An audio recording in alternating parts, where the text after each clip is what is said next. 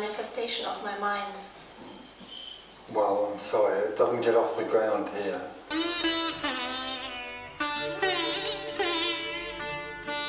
There is no mind. Where's the mind?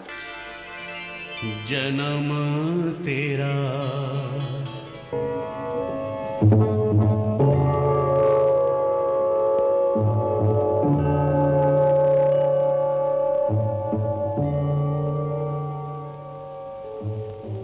Ramana Maharshi also said to somebody, show me your mind. Yeah. There is no such thing as the mind. He said many different things to different people.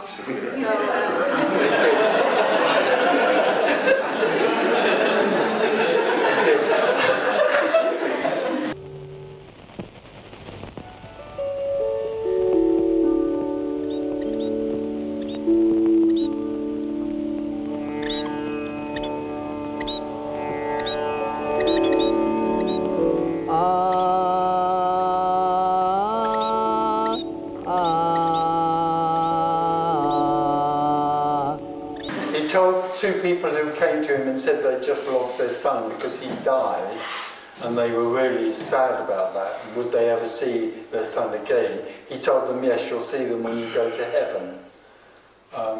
And when he was asked about that by somebody else, he said, I speak to different people at different levels of intelligence. Some people have a lower level of intelligence, other people have a higher.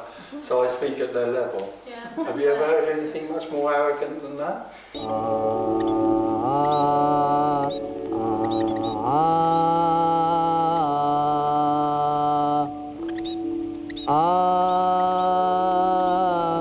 He teaches at different levels of intelligence, but what is being communicated here has absolutely nothing to do with intelligence at all.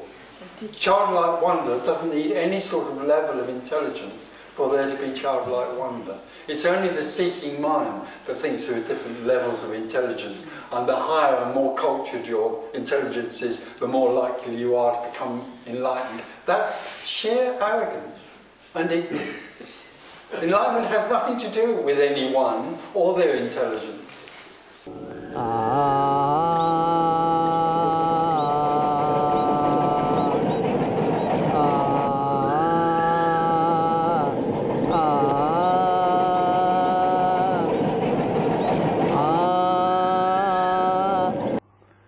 So we go to a teacher of enlightenment, and again what we find actually is like going to school and going to the new job and all, and also especially being married to someone, we're continually being told how we should be. Even in enlightenment, we get a list of things that we need to do in order to get enlightened.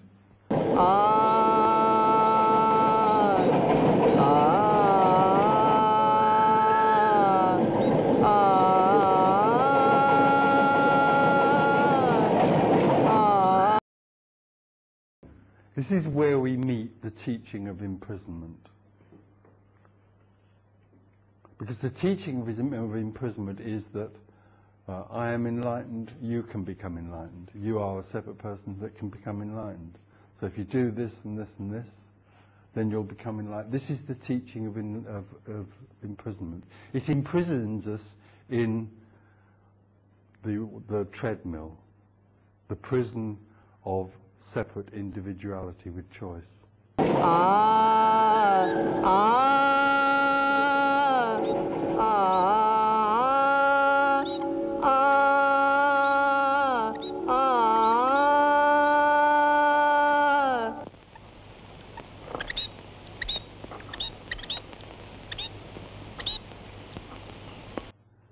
And we go on and on. We can go on and on for years eating rice and meditating in caves. And nothing happens simply because we are trying to become enlightened. There is no such thing as an enlightened person. There never has been. No person has ever become enlightened. Because the whole idea of a person becoming enlightened is a total contradiction. It's a total ignorance. Awakening is the realization that there is no one. When the seeker drops away there that which is sought becomes apparent, but it becomes apparent to no one. It just is apparent. Because of course, it never came and it never went away.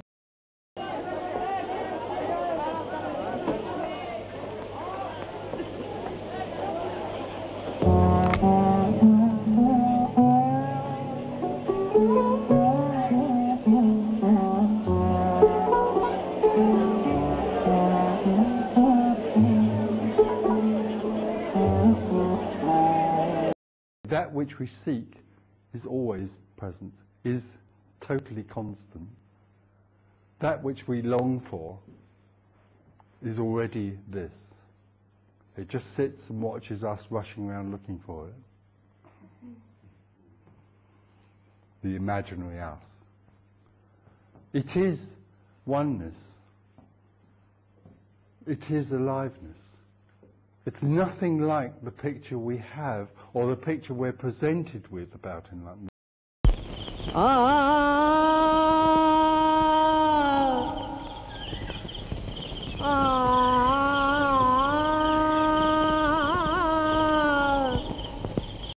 The mind has an idea of what enlightenment is like. It's very beautiful and very still and all-seeing and all-knowing. All problems are no more exist. You know, there's no anger. There's just a lovely sort of fluffy, gorgeous.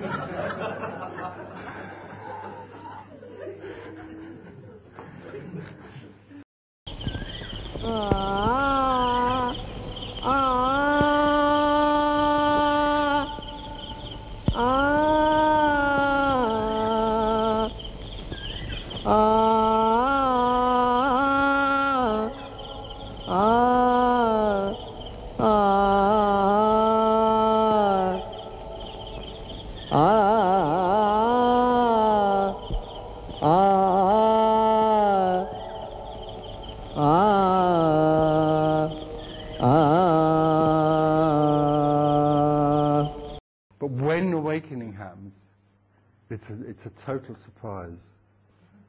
It's a total surprise to that which still has an idea of what it was going to be like.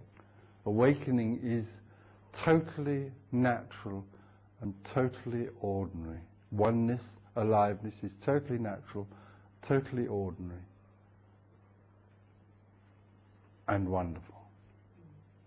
Far more wonderful than this thing here can ever imagine. This thing here has got such a silly idea of what enlightenment or awakening is. But when awakening is seen by no one, it's realized that that liberty, that freedom, the nature of natural seeing is just so colossal. It's boundless. It's boundless freedom. Everything arises in boundless freedom. It's falling in love with this. बातों ही बीत गयो जन्म तेरा बातों ही बीत. I was with several teachers, and one emphasized to meditate or contemplate for more hours continuously. Why awakened being can put this idea into the mind of the Well, an awakened being can put us to someone, right? Because there is still someone there.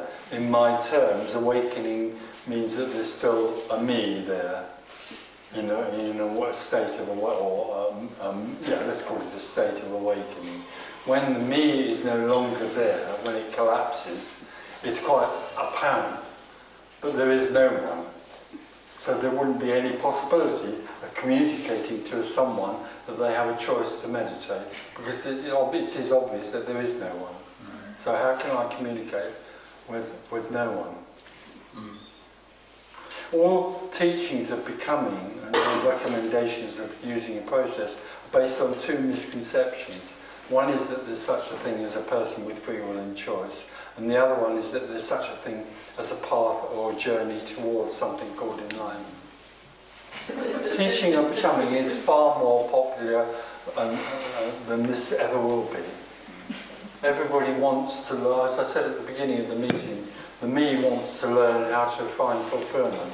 So if somebody is apparently teaching you how to find fulfillment, that's far more popular than somebody who is saying to you, there is no one, there's nothing to learn, and there's no such thing as fulfillment, personal fulfillment. That's not popular. There's no such thing as personal fulfillment. There is nothing for the person. That's not a message that goes down very well. गयो तूने कबहु न राम कहो रे तूने कबहु न कृष्ण कहो. The idea that consciousness knows itself is a fairy story made up by teachers. And consciousness came to know itself.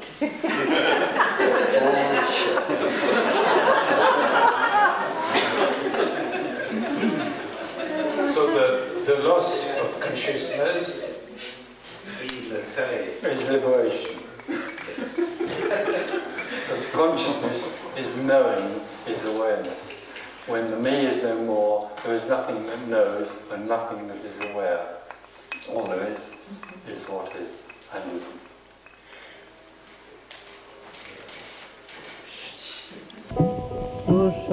Kusohomoye diniguaya Kusohomoye Omon Kusohomoye Ailam nodir pare Mazi tor naam jani